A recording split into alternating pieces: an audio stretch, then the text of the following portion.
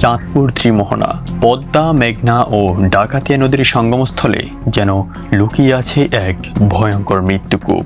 কিন্তু কেন, কি হয়েছে এই ত্রিমোহনার মতো সুন্দর স্থানে, কিংবা বলা চলে ভয়ঙ্কর সুন্দর স্থানে? সে কথা একটু পরেই বলছি। তার আগে এর ভয়াবহতা সম্পর্কে একটু জেনে নেওয়া যাক।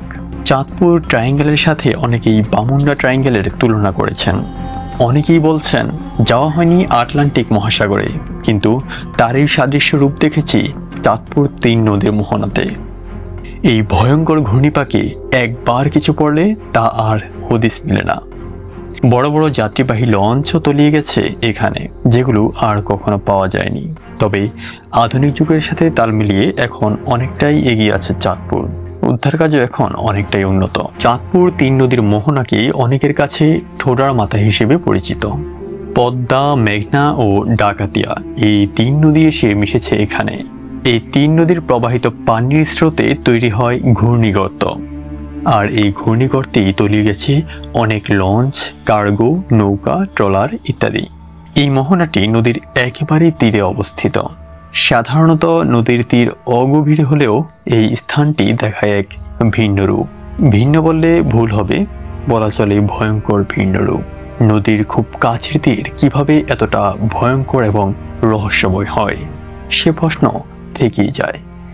বর্ষাকালে পানির ভয়ঙ্কর ঘূর্ণি দেখে মানুষের মনে শিহরণ জাগে।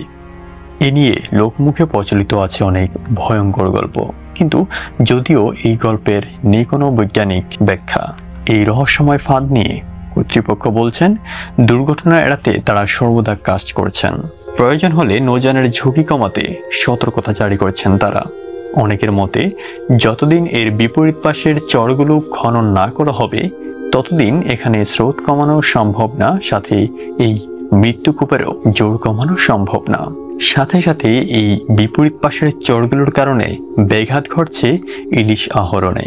দর্শক, এ ব্যাপারে আপনি কি মনে করেন? চাঁদপুর ট্রায়াঙ্গেল কি শুধু সুন্দর, নাকি ভয়ঙ্কর সুন্দর? কখনো চাঁদপুরের এই স্থানটি ঘুরে দেখলে ভিডিওটি শেয়ার করতে ভুলবেন না। ভালো থাকুন, সুস্থ থাকুন, সাথেই থাকুন। ধন্যবাদ।